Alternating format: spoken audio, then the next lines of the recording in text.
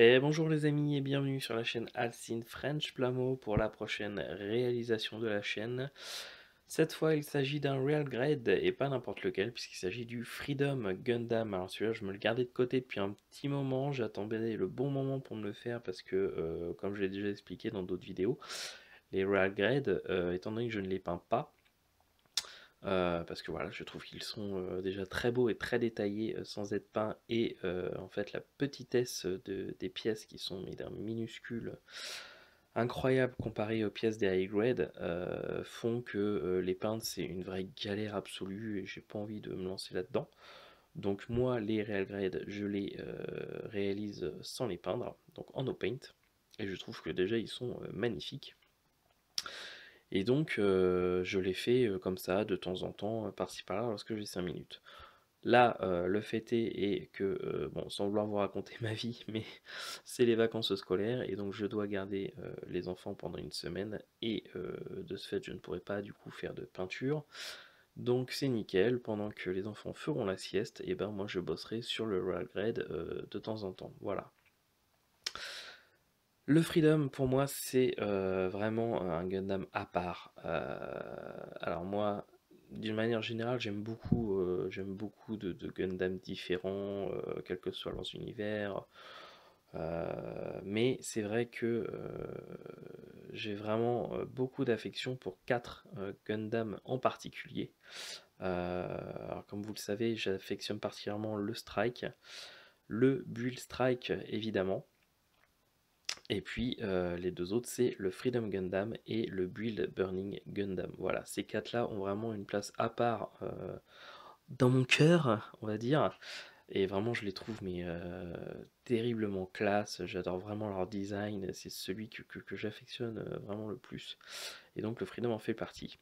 Alors, évidemment, ce que je préfère, c'est leur version Master Grade. Donc, j'ai la chance d'avoir le Strike et le Freedom dans sa version 2.0 en boîte en Master Grade depuis un petit moment, là, je crois que depuis le mois d'avril. Donc, j'attends le moment opportun pour pouvoir les réaliser. À savoir, du coup, ma petite semaine de vacances au mois de janvier où je serai sans femme, sans enfant, tranquillement et donc là, du coup, je m'attaquerai, je pense, cette année au Strike et puis l'année prochaine au Freedom. Voilà, au moins je peux vraiment me concentrer une semaine entière sur un Master Grade parce que c'est beaucoup plus long à faire que du High Grade.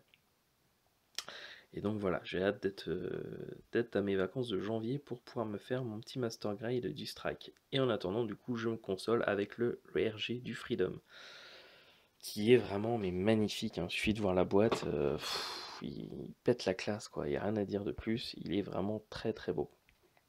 Alors évidemment le design de toute façon des boîtes des Real Grade est très beau à la base, il met toujours très bien en valeur les modèles, mais j'avoue que voilà, le Freedom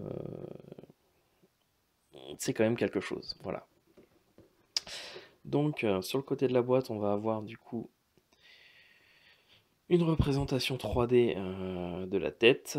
On va apercevoir son inner frame, que je le rappelle, les Real Grade sont les seuls à l'échelle 1/144 à posséder une réelle inner frame comme on peut trouver dans les Master Grade ou dans les Perfect Grade. En dehors de l'exception que représentent les Gundam dans Iron Blood and Orphan, comme le Barbatos, le Vidar, le Bael, etc., qui eux ont une inner frame. Ici, on voit quelques détails du modèle. On revoit ici le modèle juste monté. C'est le numéro 5 dans la gamme des Real Grade, donc il commence quand même déjà à dater, hein, puisque les Real Grade, je crois qu'on a dépassé les... Je crois qu'on a largement dépassé les 20 modèles, hein, maintenant, on doit pas être loin des 30, hein, je pense, au jour d'aujourd'hui. Et puis ici, on va retrouver d'autres images, mais magnifiques du modèle dans diverses positions dynamiques, avec beaucoup de détails. C'est un kit qui est vendu 2500 yens au Japon, donc environ 23-24 euros. Donc en France, comptez entre 40 et 50 euros à peu près pour le trouver. Je pense qu'à ce prix-là, oui, on peut considérer que c'est un prix raisonnable. Ouais, 40-45 euros. tout cas, moi, je pense pas que je mettrai plus pour un Real Grade, voilà, de entre guillemets première génération en France. Et puis donc c'est un kit qui est sorti en 2011. Donc ça quand même, je pense, bon, je suis surpris, je pensais pas qu'il était si vieux que ça, hein. C'est un kit qui a du coup à 8 ans déjà. Donc c'est vrai que la gamme des Royal Grade, je crois que ça date de ouais, 2009-2010 à peu près. Donc ouais, ça commence à dater, hein, mine de rien. Et puis du coup on va regarder tout ce qu'il y a à l'intérieur parce qu'il y a vraiment beaucoup de choses. Alors, on va commencer du coup avec la grappe traditionnelle, hein, des petits faisceaux lumière des Beam Saber. Une petite grappe, c'est un blanc gris, un blanc crème, avec divers éléments, hein. Là, je crois que c'est des éléments.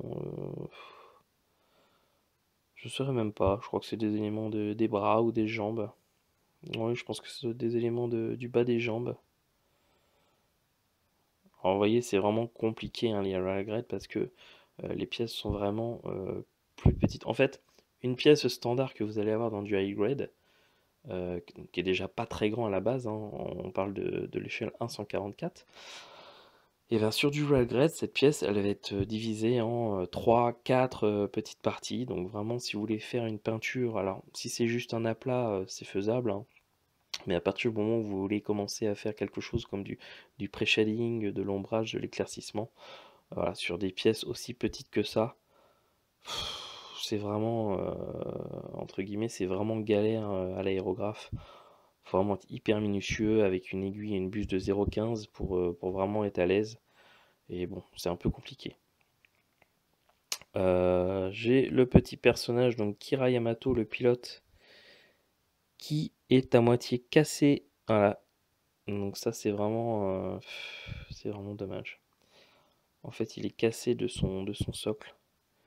Donc il va falloir que je sois très délicat pour pouvoir le décrocher sans qu'il se casse complètement et que je le recoller. Ouais. Donc ça c'est première mauvaise nouvelle. Donc ça c'est pas terrible. Je sais pas si vous le voyez bien. Et, le pied est cassé du socle. Bon, bah, on va faire avec, hein. Ensuite on a une première grappe. Donc encre ouais, noir, gris métal, un peu acier, avec du coup, ici on aperçoit une main, une autre main, des fixations des épaules. Alors c'est pareil, hein, les Real Grade, en fait, étant donné qu'il y a tellement de pièces différentes, c'est difficile de se rendre compte à quelle pièce correspond à quoi, tant qu'on finalement n'a pas assemblé tout l'ensemble. Donc là, du coup, c'est pas évident de vous dire à quoi correspond chaque élément. En tout cas, c'est assez bien détaillé. On a une grande grappe avec du coup des éléments rouges. Ici, des éléments de l'inner frame. Je pense que c'est au niveau des cuisses. Là, on a une partie de son fusil. Des éléments d'aération. Le reste, je ne saurais pas trop vous dire. Ici, on a la grappe qui contient l'inner frame de notre modèle, donc tout le squelette interne, hein, sur lequel va se greffer les pièces d'armure. Donc généralement, les Royal Grade, c'est un peu toujours la même grappe, hein, à quelques différences près. Ensuite, ici, on va voir une grappe un peu bleu marine, avec, je pense, des éléments de son backpack avec les ailes. Une partie du bouclier. Là, la partie avant du torse du Freedom. Partie arrière. Une partie du V-fin.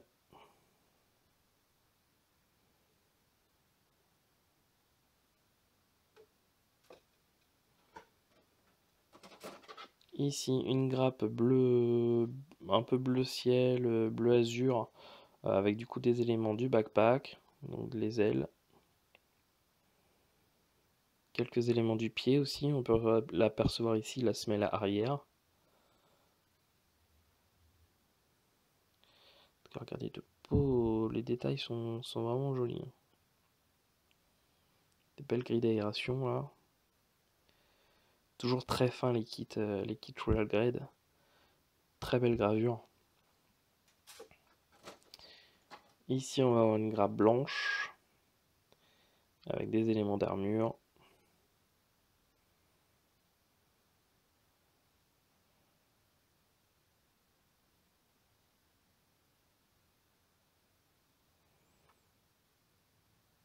Vraiment très jolie. Une seconde grappe identique à celle précédente, du coup, avec l'autre côté, je suppose. Et enfin, une dernière grappe blanche avec des éléments du fusil, du bouclier, la jupe arrière, la jupe avant. Donc regardez, même la jupe avant, à l'intérieur, on a quand même de super détails.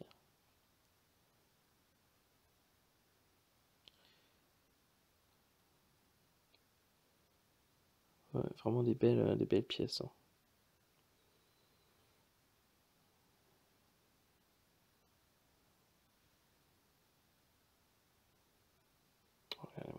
Le bouclier, il est vraiment magnifique. Très très beau. Et puis, ah tiens, encore une pièce qui s'est détachée de la grappe. Pas terrible. Bon, a priori, il n'y a rien de... La pièce n'est pas abîmée, c'est déjà ça. On va avoir des planches de stickers. Alors, est-ce que c'est deux planches différentes de stickers? Est-ce qu'il y a des décalages secs? Non, non, a priori, c'est vraiment des stickers, les deux. En tout cas, on en a pas mal à mettre, hein, là, du coup. Alors, il n'y a pas eu de planche de décalque, de water décalque de sortie pour ce modèle, malheureusement. Donc, on va falloir faire avec ceux-là. Bon, après, généralement, ceux qui sont fournis avec les RG sont quand même de bonne qualité, ils sont quand même assez jolis, donc ça va. Et puis, pour terminer, le manuel du modèle, toujours très beau aussi, très classe, calqué un peu sur celui des Master Grade, avec du coup ici le détail de l'inner frame, quelques conseils, la liste des grappes,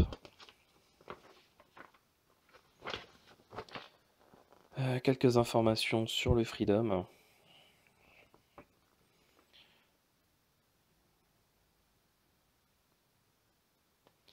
Ensuite, au niveau du montage, on commence par les jambes, donc les pieds, les jambes. Et là, on nous montre à quel point les articulations sont flexibles. Donc, ça a l'air vraiment intéressant.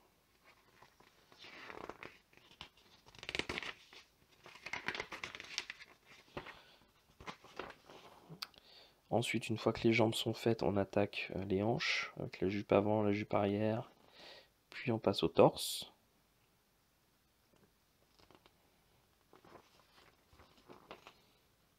Ensuite, c'est les bras, bras gauche, bras droit. Pareil, là, regardez, on voit vraiment quel point le bras est flexible.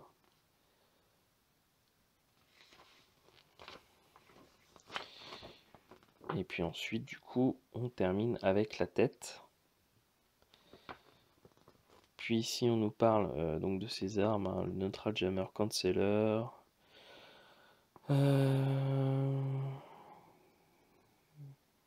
Ouais, après toute sa panoplie, quoi, il est quand même assez. C'est un modèle, un Gundam qui est assez, qui est bien armé quand même. Hein. Et puis ensuite, du coup, on attaque les armes, les ailes, le backpack, le bouclier.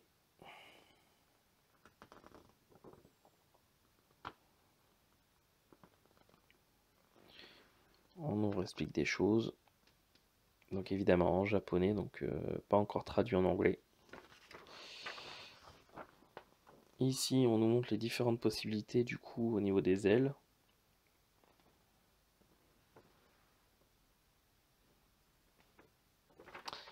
Et puis on termine avec du coup le guide pour la pose des stickers et le code couleur des peintures utilisées si on veut le repeindre.